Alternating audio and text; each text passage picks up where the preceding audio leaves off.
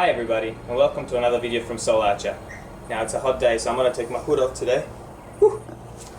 I'm going to run through all the Korean bows that Soul Archer stocks now. So we'll start from the smallest child bow, the Guru from Kaya. Then we have the Black Shadow, also from Kaya. Then we have Firefox.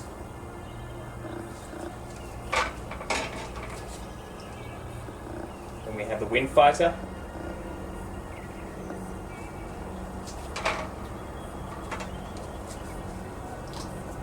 We have the Nomad, or Nomad, whatever you like to call it.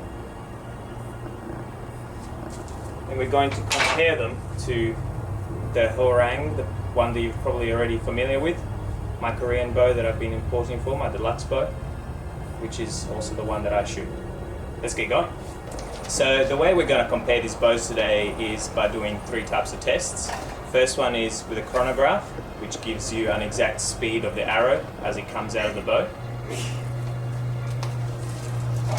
Another test we're going to do, which is going to be our last test, I have an old bin here with a upside down happy face or frowny face. I'm going to shoot it with the lightest bow that we have, which is a 30-pound Guru, which is a child bow, with one of these arrows with a sort of broadhead on there. And we're going to see what kind of damage it does. And lastly, we're just going to do a very quick comparison on the size of the bows, as some of them are a lot higher than some of the others. Before anybody comments, I've got my quiver this way just so that I can easily take out the arrows if I want to show you. Lots of people like to wear them backwards, especially when you're horse riding. Just for the sake of this video, I'm going to be wearing it like this. The first bow we're going to talk about is the Guru, like I was saying before. It's a child bow. It goes anywhere from 20 to 30 pounds. It's designed for a maximum of a 26-inch draw. And it still shoots very quickly. It's a composite of carbon fiber, fiberglass and resin, and then it has a nice white lacquer on top of it with the logos that you can see.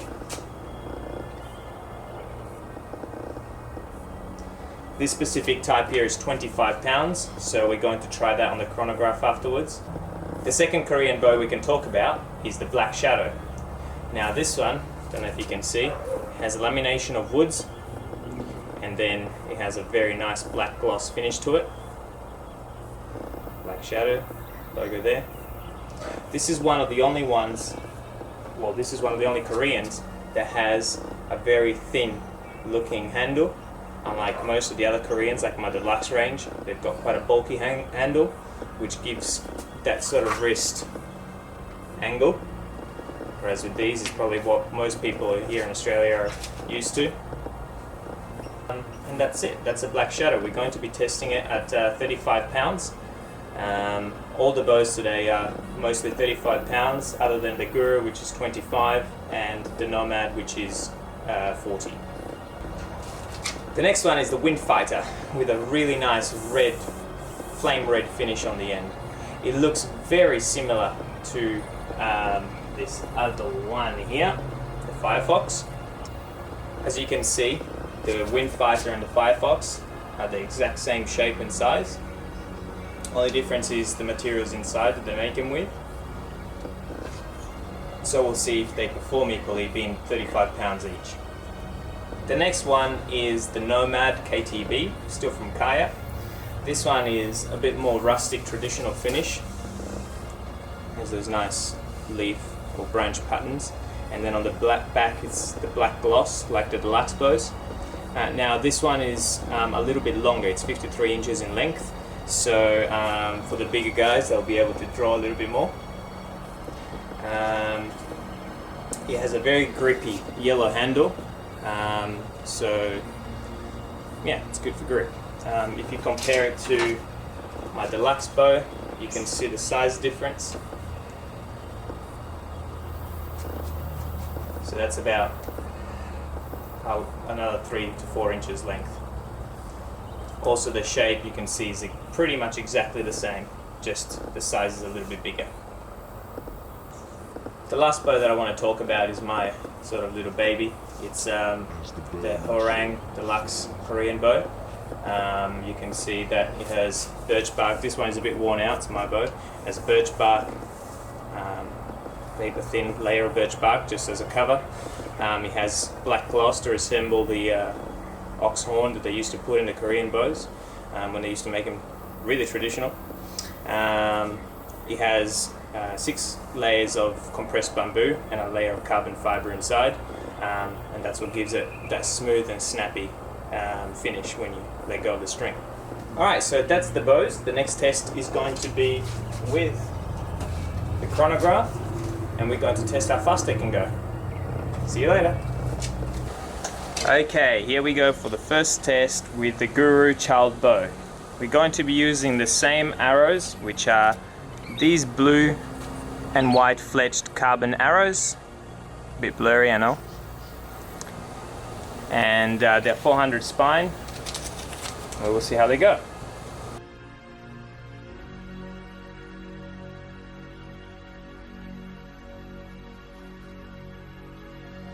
So that's the highest is 127 with 3 arrows. Lowest was 117. That is an average of 121 feet per second.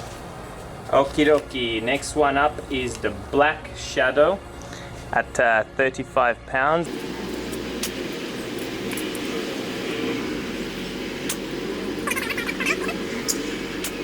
So we can see here we had a high of 135, a low of 125, and an average of 130 with the Black Shadow.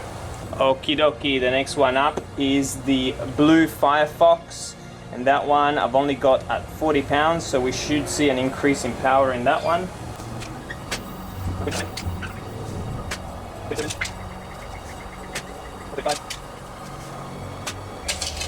So if we see what this one is done, we can see a high of 137, a low of 128, and an average of 132 with a 40-pound Firefox.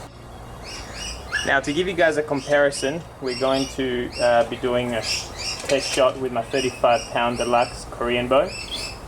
And it's also to show you that I am a little bit constricted. Usually this bow gets at about 160 to 178 feet per second when I'm standing straight at the club. So in comparison, if this gets around the 140 mark, it shows that all the other ones can probably be also bumped up by about 20 feet per second. But let's see how it goes.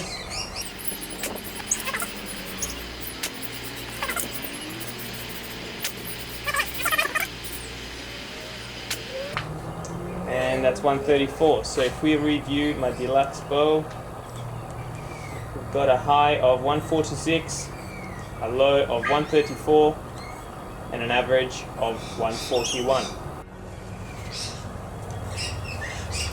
Now that means that since at a club I can usually get about 160, and the highest amount was 140, 141 with this bow. We can possibly bump up all the rest by about 20 feet per second also. So I will make sure that I write that down on the website when I add these bows up on there. Alright, so we start off with 35 pounds, and we're going to do 3-finger release, which is about 27.5, 28 inches for me.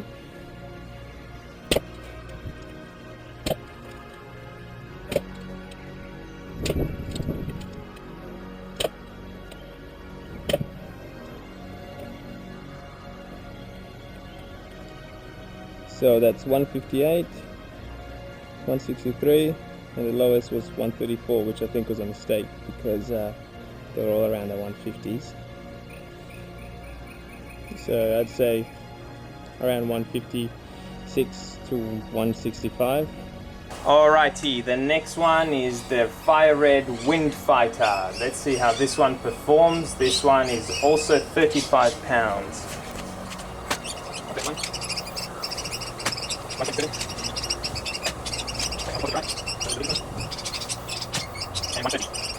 if we have a quick look at that, that is a high of 131, a low of 127, and an average of 129. Okay, now for the last one, we have the Nomad, which is 40 pounds. That one should be, I'm hoping, as fast, maybe a little bit less than the Orang bow, my bow. So we'll see how it goes.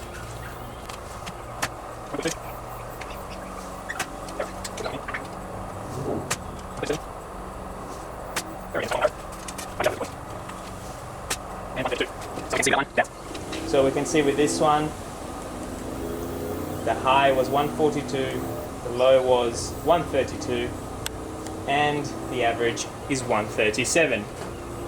I guess that shows extra 5 pounds can really do a lot for these type of bows. This one is about 3 to 5 inches longer than some of the other ones that we've tested, hence probably the extra bit of power.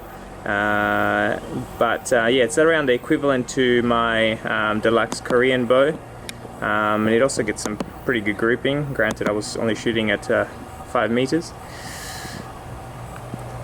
So that's it for the chronograph test. The next test we're going to do is going to be against our trusty bin with a frowny face, or the poor thing. Okie dokie, so we can see our bin right there. I've put it upside down just so we can see it a little bit better. And got my Nomad bow, my Guru in my hand, 25 pounds with the broadhead. Let's see what damage it does.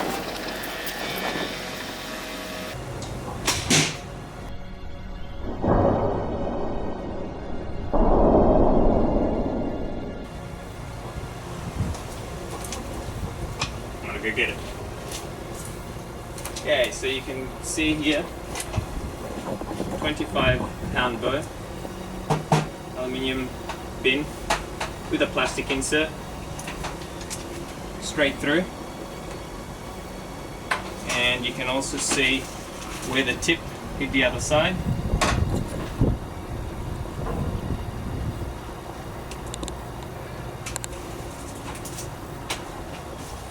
So the power of these bows is definitely not something to be underestimated.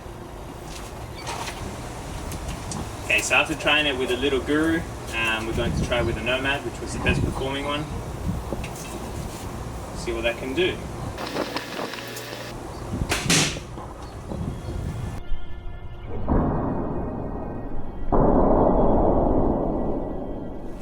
So with this one you can see a completely different spot, and the arrow's going straight through both sides.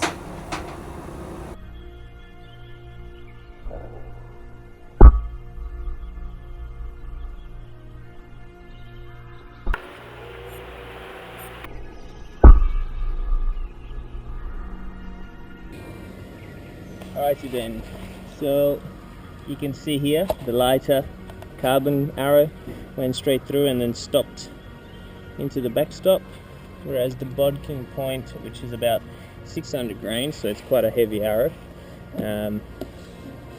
was not able to go all the way through. Still quite a bit of damage behind, and if you had an arm there, I'm sure that would have hurt.